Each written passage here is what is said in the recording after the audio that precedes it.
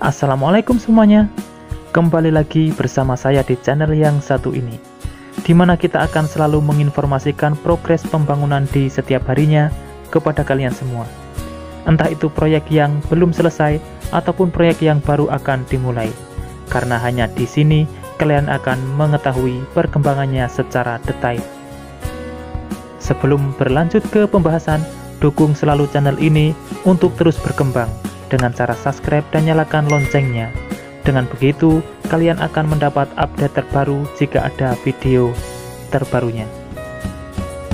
Seperti yang banyak kalian tanyakan dan masyarakat ingin tahu bagaimana progres kelanjutan jalan tol Jogja-Bawen, yang kemarin sempat diundur proses konstruksinya sampai akhir tahun, dan sekarang sudah awal tahun 2022. Mungkin pembahasan kali ini akan memberikan jawabannya.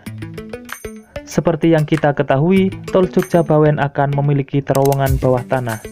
Ini dilakukan supaya tidak merusak bukit sekitar yang masih produktif. Tidak seperti pembangunan tol Bawen Salatiga yang memotong perbukitan. Tol Yogyakarta-Bawen akan dilengkapi dengan terowongan atau tunnel. Dalam wacana 2 tahun silam, Menteri Basuki menyampaikan terowongan ini dibangun agar proyek tol Jogja-Bawen tidak merusak lingkungan sekitar. Terowongan tersebut rencananya akan berlokasi di antara daerah Ambarawa dan Temanggung. Salah satu kawasan yang ingin tetap dijaga keasliannya adalah kawasan Banaran yang selama ini menjadi destinasi wisata alam dan menyediakan produk unggulan kopi. Ini bukanlah tol pertama yang memiliki terowongan di Indonesia. Sebelumnya ada terowongan di Jalan Tol Cisundawu yang bahkan memiliki terowongan kembar. Dengan menerapkan rancangan yang baru ini, kontraktor tidak perlu lagi mengorbankan keindahan alam demi membuat jalan tol. Selain itu, Kementerian PUPR juga tidak perlu mengulang kesalahan pembangunan di tol Bawen Salatiga yang memangkas perbukitan. Dalam proses konstruksinya, jalan tol ini mendapat kendala, yaitu diundurnya waktu pengerjaan. Sebelumnya, proyek konstruksi tol Yogyakarta-Bawen ditargetkan akan dimulai pada Agustus 2021. Namun akhirnya harus diundur hingga akhir 2021. Hingga kini awal tahun 2022 dalam proses land clearing atau persiapan lahan. PSG Direktur Utama PT Jasa Marga Jogja-Bawen, Omi Tirta Mardika mengatakan, penundaan ini terjadi karena ada beberapa perubahan kebijakan pemerintah terkait pembebasan lahan, penyesuaian aturan baru, dan kondisi pandemi COVID-19. Saat ini masih dilakukan 2 kegiatan lelang. Pertama, seleksi untuk penyedia jasa konsultansi pengendalian mutu independen, pekerjaan pembangunan jalan tol Jogja-Bawen. Lelang kedua terkait seleksi penyedia jasa konsultansi pekerjaan pengawasan teknik paket 1, seksi 1 dan 2. Pembebasan lahan terus berjalan. Sementara itu, tahapan awal pembangunan tol yakni proses pembebasan lahan masih ada dalam domain pemerintah.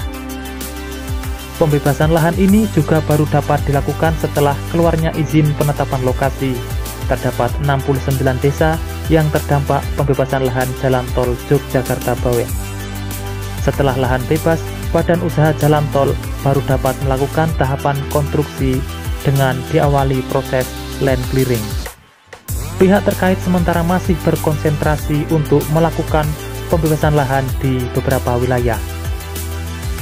Kemarin sudah digelar musyawarah warga Margomulyo, selanjutnya dijadwalkan musyawarah warga Margodadi, sementara tahapan terus dilaksanakan sampai semua lahan dibebaskan.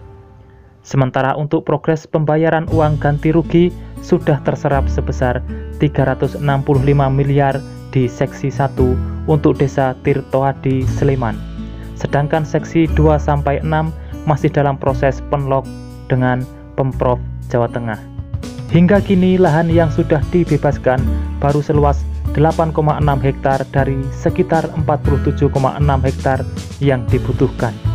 Dengan terserapnya alokasi anggaran pembebasan lahan sebesar 365 miliar, PT JBJ masih membutuhkan tambahan alokasi anggaran di 2021 sebesar kurang lebih 1,1 triliun.